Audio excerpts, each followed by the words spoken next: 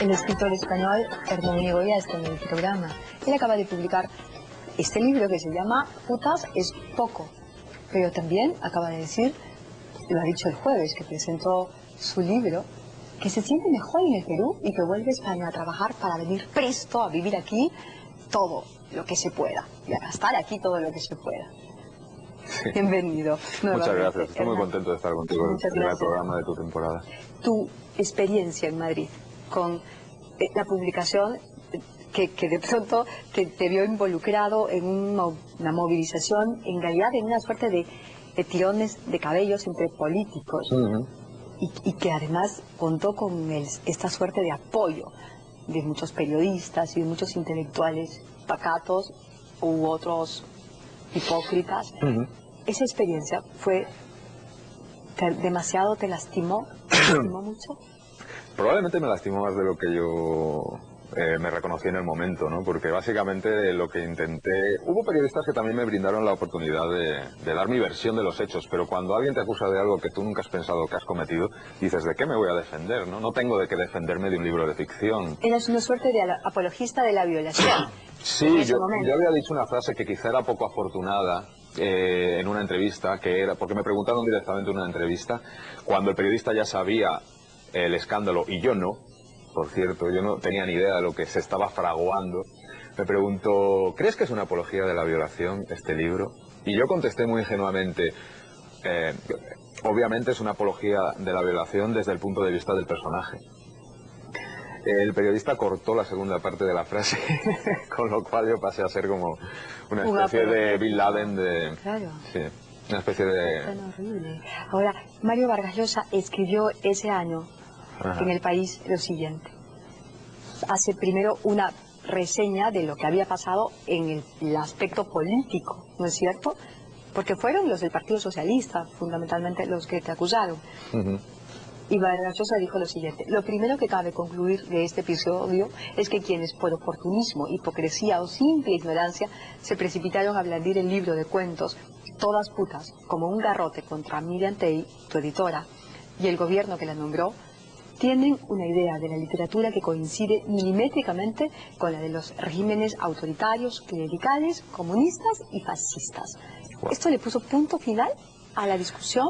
Al menos mis críticos no pudieron, mis críticos morales, por así decirlo, no pudieron alzar tanto la voz. Tuvieron que empezar a hacerlo ya como más bajito porque había hablado una persona que los cayó a todos realmente. Nadie se atrevía, nadie tenía la estatura intelectual de Vargas Llosa como para enfrentársele abiertamente, ¿no? Entonces empezaron a recular y ya los argumentos fueron literarios. Ya decían, no, nosotros no estamos a favor de la prohibición del libro. Pero es que este libro no merece la pena, no es Nabokov, no es el Marqués de Sade, ¿no?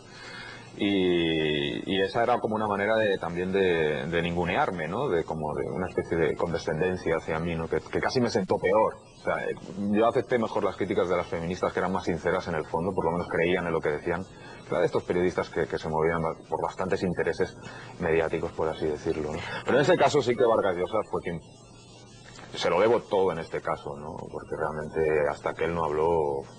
La verdad es que fue bastante duro. La moral es una cosa que en España todavía está muy presente. Bueno, pero aquí no es muy diferente.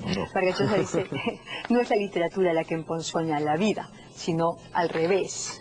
Sino al revés. Lo dice en la misma carta. ¿Tú dirías que putas es poco es una manera de resarcir a todas putas? Desde mi punto de vista, sí. Para el lector yo creo que es también una experiencia, son muchas experiencias, son 20 cuentos, hay desde el realismo autobiográfico hasta la fantasía absurda más estratosférica, ¿no? Y unos personajes muy tiernos también. Eso es lo que intento, o lo que me sale también. Astrubales, de una ternura. Bueno, mi niñez siempre ha sido un poco fuente de personajes un poco heridos, ¿no? Yo creo que siempre hay una herida ahí en la infancia que me permite ponerme siempre del lado de la gente incomprendida, del individuo incomprendido, por así decirlo. Y eso es lo que intento, ¿no? Con este libro, que la gente se conmueva, poniéndose en el lugar de gente, de personajes que habitualmente no son comprendidos por la sociedad. Rafa León, que presentó tu libro el jueves, dijo que tú sabes que eres un gran escritor, una suerte de monstruo de la literatura, pero que no te lo terminas de creer. Me creo más lo de monstruo que lo de la literatura. Y que entonces por eso no nos das todo lo que puedes darnos. Yo creo que sí doy mucho, que doy todo lo que puedo dar en la literatura. Lo que soy incapaz de dar es de tomarme en serio a mí mismo a la hora de vender mi literatura. No consigo tomar esa actitud de literato serio, resabiado, que mira así con actitud de juzgar a los demás, ¿no? Para mí me es imposible eso, o sea, quizá porque provengo del mundo del cómic, quizá porque empecé en un medio como el cómic que es mucho más despreciado intelectualmente, que no es mitificado. A mí me resulta imposible ir con el traje de escritor, ¿no? Incluso cuando consigues la admiración de la gente con esa actitud, ¿no? Pero intento ser más desenfadado, me gusta más una actitud más bromista, ¿no? En cierto sentido, porque el libro se tiene que defender por sí solo, ¿no? Creo que se defiende por sí solo. El humor es una herramienta fundamental en tu literatura. Y en mi vida, porque si no yo ya me hubiera pegado un tiro hace tiempo.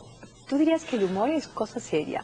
Que lo más difícil es poder crear espacios de humor, situaciones de humor. Yo creo que además el humor, y esto creo que cualquier intelectual con un poco de pies y cabeza lo sabe decir, ¿no? Creo que el humor es símbolo de inteligencia. Yo creo que realmente la gente inteligente sabe reírse de las situaciones y de sí misma.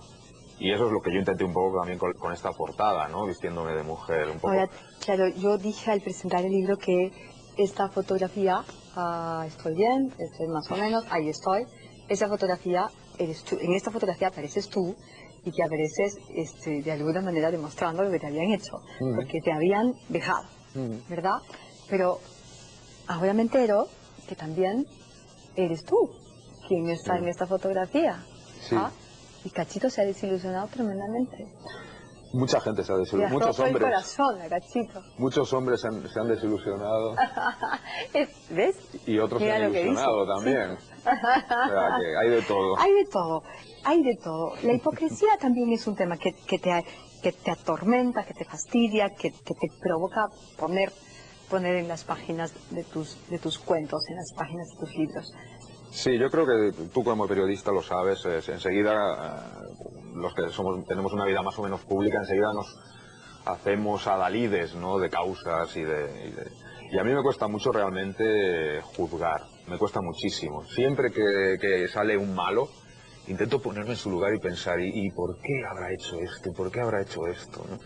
Y sobre todo también me cuesta, la verdad es que provengo de un barrio bastante marginal de las afueras de Barcelona, ¿no? Y he vivido un poco en lo que llaman ciudad dormitorio, que es barrio de obreros, ¿no? Obreros que iban a Barcelona a trabajar y a dormir a su ciudad, ¿no? Y he conocido un poco de todo en ese sentido. Entonces me he dado cuenta que hay de todo en todos los niveles de la sociedad, ¿no? Soy una especie de desclasado. Me hace mucha gracia cuando aquí algunos escritores me tratan como si fuera un pituco español, ¿no? No saben que probablemente soy menos pituco que ellos, ¿no? Pero básicamente sí, me cuesta muchísimo juzgar actuaciones generales, ¿no? Entonces lo único que intento hacer es comprender a los individuos. Creo que hay que intentar entender las razones de cada individuo, ¿no? Eso no significa exculpar, ni significa perdonar, porque hay cosas que son imperdonables. Eso se nota. Entonces, pero el poder, por ejemplo, me parece que hay que cuestionarlo siempre, ¿no? Claro, hay que siempre estar atento y alerta frente al poder. Te quiero hacer una pregunta indiscreta. Sí. No es indiscreta, es un poco tonta, pero te la tengo que hacer. Putas no es mala palabra en tu país, porque en mi país sí, y he dicho tantas veces la palabra puta esta noche, que mi madre que está en el cielo se las va a arreglar para estrangularme, porque una señorita o una señora no debería decirlo. ¿No es mala palabra en tu país? Sí, es mala palabra. Yo creo que es una de las razones por las que se armó lo que se armó, ¿no? Porque lo curioso es que es una palabra supuestamente para la gente más tradicional, ¿no? Para los sectores más tradicionales. Tú dices puta a la salida de un convento y te matan. Pero lo divertido es que las feministas progresistas también se ofenden con la palabra. O sea, que como a mí me gusta romper tabúes, pues oye, si molesta, será por algo. Hasta que deje de molestar, la seguiré usando. Y además creo que es una palabra que define un oficio muy digno, por otro lado. Muy bien. Entonces, hay que leer. Putas es poco.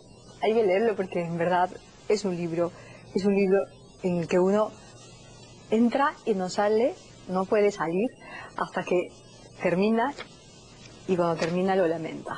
Bueno. Muchas gracias. Vamos a desearte la mejor de la suerte aquí en el Perú. Muchas gracias, Hernán. Mucha suerte.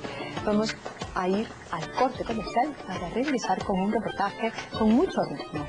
Un predicador del Huaylas. El Huaylas es un ritmo muy intenso, muy fuerte. Y un hombre que fue antes un marín, una persona que estaba dedicado a la guerra, que casi murió en manos de Sendero Luminoso, ahora se dedica no a la paz, sino a la alegría a través del Huaylas. Pausa y volvemos con la historia de Elvis Cabrera.